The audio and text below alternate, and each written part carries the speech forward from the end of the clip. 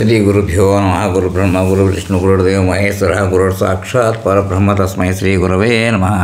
సదాశివసమారంభం వ్యాసశంకర మధ్యమాం అస్మదాచార్యపర్యంతం వందే గురు పరంపరాం.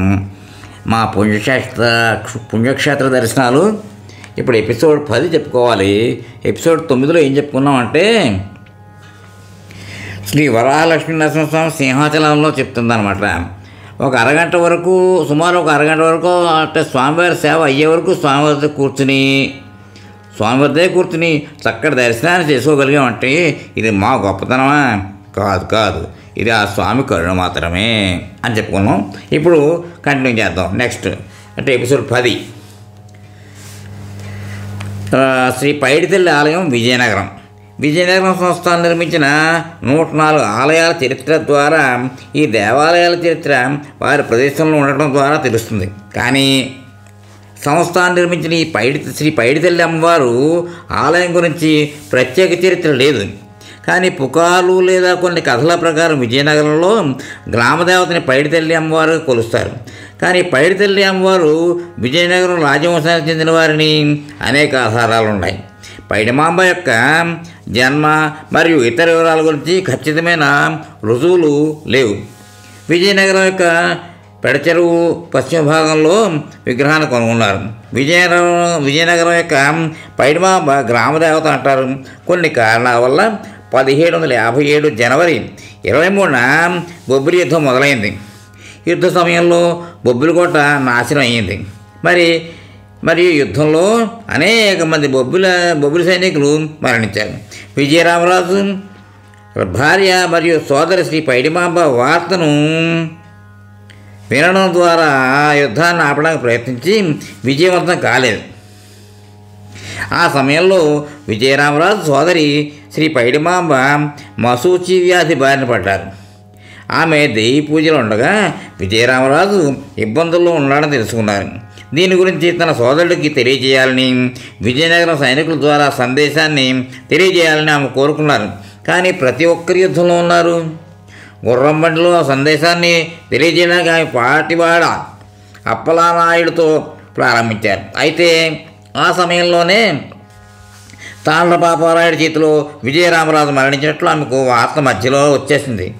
ఆమె అపస్మారక భావన పొందడంతో పాటివాడు అప్పలనాయుడు నీటితో చల్లబరిచాడు. మరియు ఆమె స్పృహ దశకు చేరుకుంది మరియు ఎక్కువ నివసించనని అప్పలనాయుడితో చెప్పింది. ఆమె దేవతతో మిశ్రమంగా ఉంది. ఆమె విగ్రహం పెద్ద చెరువు ప్రాంతం వద్ద కనిపిస్తుంది. ఇప్పుడు రైల్వే స్టేషన్ ఎదురుగా ఉన్న ఆలయంలో నిర్మించిన చోట ఈ సంఘటన జరిగింది. దీనిని వనంగుడిగా చూస్తున్నాం. ప్రతి సంవత్సరం విజయదశమి తర్వాత వచ్చే మొదటి మంగళవారం నాడు సిరిమాను ఉత్సవం జరుపుకుంటారు. సిరిమాను అంటే పెద్ద చెట్టు. 15 రోజుల ముందు సిరిమాను ఉత్సవ దేవత పైడిమాంబ ఆలయ పూజారి కల్లో వచ్చి ఈ సంవత్సరం సిరిమాను ఎక్కడుందో చెప్తారు. ఈ పూజారి సిరిమాను అన్వేషణలో వెళ్తాడు. పూజలు చేసి సిరిమానుని నరుకుట జరుగుతుంది. సిరిమాను ఎక్కడైనా జిల్లాల్లో దొరకవచ్చు. యజమాని ఉత్సవం కోసం చెట్టు నరకడానికి అంగీకరించాలి. ఆ చెట్టు సిరిమాను చక్కగా ఆకారంలో ఉంటుంది మరియు రథం మీద ఉంచబడుతుంది. ఈ సిరిమాను మధ్యాహ్నం 2 గంటలకు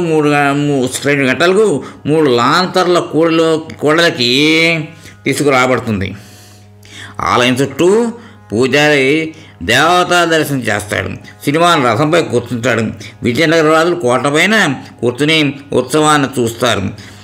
పూజారికి రాజులు చేత కొత్త బట్టలు ఇవ్వబడతాయి. సిరిమాను ముందు తెల్ల ఏనుగు ఆకారంలో రథం ఉంటుంది. సిరిమాను రథం ముందు కదిలే తెల్ల ఏనుగు గురించి చాలామందికి తెలియదు. కానీ పాత రోజుల్లో మహారాజులు ఈ తెల్ల ఏనుగు మీద కూర్చుని సిరిమాను ఉత్సవంలో పాల్గొనేవారు. ప్రస్తుత పరిస్థితి ప్రకారం సిరిమానుకు ముందు తెల్ల ఏనుగు విగ్రహం సాంప్రదాయంలో భాగం.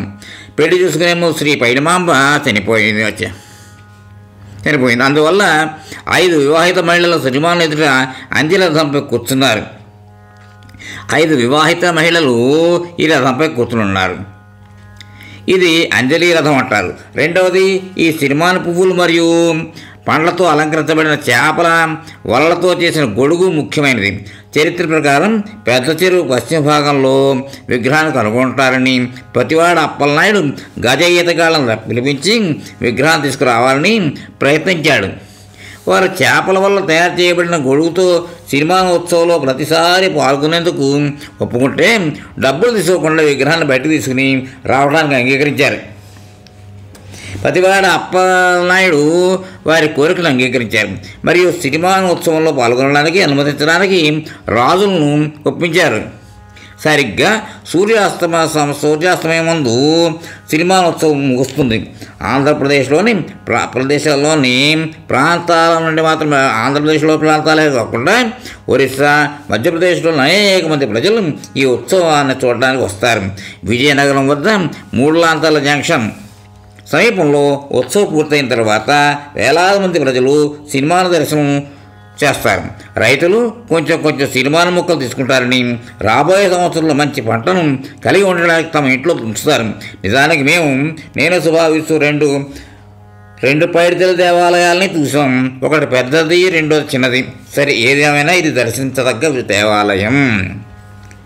ఇప్పుడు ఇంకొక దేవాలయం ఏంటంటే శ్రీరామచంద్రమూర్తి ఆలయం, శ్రీరామతీర్థ క్షేత్రం. ఇది నెల్లిమర్ల మండలంలో ఉంది. ఇది అతి పురాతనమైన ఆలయం. ఇది 3వ శతాబ్దానికి చెందినదిగా చారిత్రక ఆధారాలు ఉన్నాయట. ఇది నీలాచలం కొండ మరియు చంపానదికి మధ్యలో అంతర్వాహినిగా ఇక్కడ ప్రవహిస్తుందని చెప్తున్నారు. ఇక్కడున్న శ్రీరామ, లక్ష్మణ మరియు సీతా విగ్రహాలని ధర్మరాజు పాండవులు అరణ్యవాసం చేసేటప్పుడు నిర్మించినట్టు చెప్తారు. అంటే ఇది చంపానది మధ్యలో అనమాట, అంతర్వాహినిగా అనమాట. ఈ విగ్రహాలు ఎంత అందంగా ఉంటాయో మాటల్లో చెప్పలేనివి. ఇక్కడే పెద్ద జీయర్ స్వామి గారు రామస్తూపాన్ని ప్రతిష్ఠించారు. ఇక్కడ వాతావరణం ఎంతో మనోరంజకంగా ఉంటుంది అనడంలో సందేహం లేదు. ఇది జైన, బౌద్ధ మరియు హిందూ మతాలకు ప్రతీకగా ఉన్నట్లు స్థల విశేషం తెలియవస్తోంది. ఇక్కడ విష్ణునామాలు ఉన్న తాబేళ్లు ఈ ప్రాంతంలో తిరుగుతుండడం మేము చూసాం. ఇక్కడే 2007 సంవత్సరంలో ఒక శివాలయాన్ని నిర్మించారు. దీనికి కొంత ప్రచారం అవసరమని నాకు అనిపిస్తోంది. జై శ్రీమన్నారాయణ. ఇప్పుడు ఇంకో ఆలయం, 1000 స్తంభాల రుద్రేశ్వర స్వామి దేవాలయం, హనుమకొండ, వరంగల్. ఆ దేవాలయం కాకతీయుల కాలం నాటిది. ఈ దేవాలయాన్ని ఇలాగే ఇక్కడున్న భద్రకాళి అమ్మవారిని నేను నా వివాహం అవ్వకముందు చూశాను.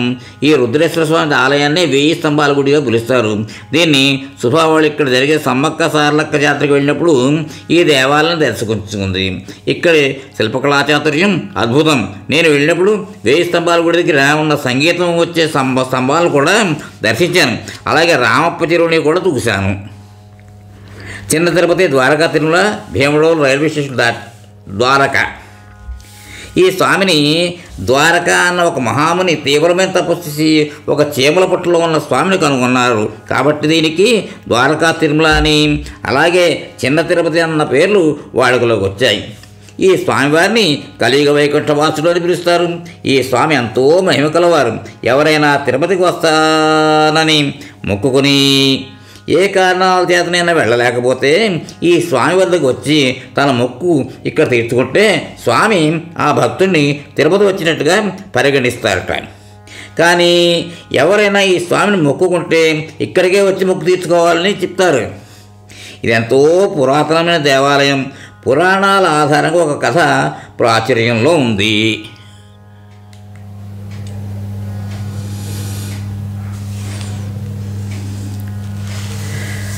అది ఏమిటంటే అజమహారాజు గారు, శ్రీరామచంద్రుడు తాతగారు తన స్వయంవరం కోసం ఈ మార్గం గుండా వెళుతూ స్వామిని దర్శించుకోకుండా వెళ్ళారట. రాజకుమారి ఇందుమతి మహారాజు గారిని స్వయంవరంలో వరించి పూలమాల వేసిన అజమహారాజు గారు అక్కడికి వచ్చిన ఇతర రాజులతో యుద్ధం చేయవలసి వచ్చిందిట. అప్పుడు శ్రీ అజమహారాజు గారు అసలు విషయం గ్రహించారు. నేను మార్గమధ్యంలో ఉన్న కలియుగ వైకుంఠవాసుడిని దర్శించకుండా ఇక్కడికి రావడమే తన అపరాధం తెలుసుకుని తన తప్పు క్షమించమని స్వామిని వేడుకోవడమే తడదు. అందరూ రాజులు యుద్ధం మానేసేట. ఇంత మహిమాన్వితమైన స్వామి శ్రీ వెంకటేశ్వరుడు. ఇక్కడ 2 విగ్రహాలు దొరికాయట. ఒకటి శ్రీ వెంకటేశ్వరుని పూర్తి రూపం, రెండవది మూర్తి పై భాగం మాత్రమే.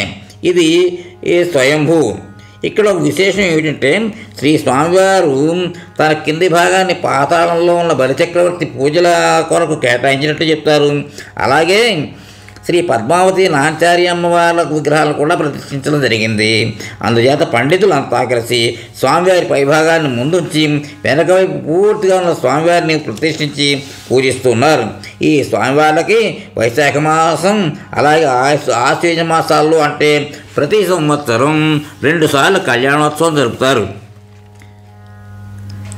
ఈ స్వామి వెలిసిన కొండ ఒక సర్పాకృతిలో అనంతుడిలా స్పష్టంగా కనబడుతూ పడగపైన శ్రీ మల్లికార్జునుడు అలాగే తోకపైన శ్రీ వెంకటేశ్వరుని చూడడంతో ఇది శివకేశవ భేదాన్ని సూచిస్తుంది అనడంలో ఏమాత్రం సందేహం లేదు.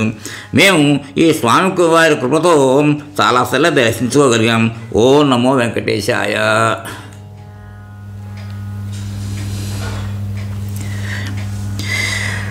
శ్రీ క్షీరారామలింగేశ్వర స్వామి దేవాలయం పాలకొల్లు. ఇది పంచారామాల్లో ఒకటి. దీన్ని శ్రీ మహావిష్ణువు ప్రతిష్ఠించినట్టు చెప్తారు. ఈ పంచారామాలు ఎలా వచ్చాయి? తారకాసురుడైన దేవసేనాపతి కుమారస్వామి దేవసేనాపతి ఆ తారకాసురుడిని సంహరించిన విషయం అందరికీ తెలిసిన విషయమే. అయితే ఆ తారకాసురుడు అంత సులభంగా మరణించలేదు. అతను ఒక మహాశివభక్తుడు. శివుని మెప్పించి ఆత్మలింగాన్ని తన మెడలో ధరించిన విషయం శ్రీ మహావిష్ణువు కుమారస్వామికి చెప్పి ఆ ఆత్మలింగాన్ని భేదించమన్నాడు. అలా చేయడంతో ఆ ఆత్మలింగం 5 ముక్కలుగా 5 ప్రదేశాల్లో పడింది. అలా పడిన వెంటనే శ్రీ మహావిష్ణువు సలహా మేరకు 5 చోట్ల త్వరగా ప్రదర్శించడం జరిగింది. అమరావతిలో ఇంద్రుడు, సోమారామంలో చంద్రుడు, క్షీరామరామంలో విష్ణువు, కుమారారామంలో కుమారస్వామి అలాగే ద్రాక్షారామంలో సూర్యనారాయణుడు ప్రతిష్ఠించారు. పాలకొల్లులో ఉన్న క్షీరారామం తెల్లగాను మెత్తగాను ఉండడం చేత ఇప్పుడు అవి కొన్ని గుంటలు ప్రేమగా మారింది. ఇంకో కథ ఏమిటంటే ఉపమన్యువు అనే గొప్ప శివభక్తుడు నిరుపేద కుటుంబంలో పుట్టి గర్భదరిద్రాన్ని అనుభవిస్తున్నప్పుడు ఒకసారి వాళ్ళ మేనమామ ఇంటికి వెళ్తే ఆయనకు చిక్కటి పాలు తాగడానికి ఇస్తే తాగి ఎంతో సంతోషపడి తిరిగి తన ఇంటికి వచ్చాక తన అమ్మని అలాంటి పాలు కావాలని అడిగితే ఆమె కొంచెం పిండిలో నీళ్లు పోసి ఇస్తే అది నిజమైన పాలని నమ్మి తాగేశాడు. కానీ తన స్నేహితులు హేళన చేస్తే తన తల్లి ద్వారా నిజం తెలుసుకుని ఆ పరమేశ్వరుని గురించి కఠోర తపస్సు చేసి మెప్పించి వరాలను పొంది గొప్ప శివభక్తుడిగా చిరస్థాయిని సంపాదించుకున్నాడు. శివుడు ప్రత్యక్షమై ఏమి వరం కావాలో కోరుకుంటే నాకు పాలు కావాలంటే పరమేశ్వరుడు అతని కోరికని మన్నించి ఇచ్చిన ప్రదేశం ఇదే అని చెప్తారు. మేము ఈ క్షేత్రాన్ని చాలాసార్లు ఆ పరమేశ్వరుడి కృపతో దర్శించుకోగలిగాం. ఓం నమః శివాయ. ఈ ఎపిసోడు ఇక్కడతో విరామం ఇద్దాం, తర్వాత కనిపించేద్దాం. స్వస్తి. ఇంతవరకు మన ఛానల్కి ఎవరైనా సబ్స్క్రైబ్ చేసుకోకపోతే ఇప్పుడే ఈ క్షణమే సబ్స్క్రైబ్ చేసుకుని ఆ పక్క నుండి బెల్ బటన్ మ్రోగించి మమ్మల్ని ప్రోత్సహిస్తారని మనస్ఫూర్తిగా కోరుకుంటూ ధన్యవాదాలు.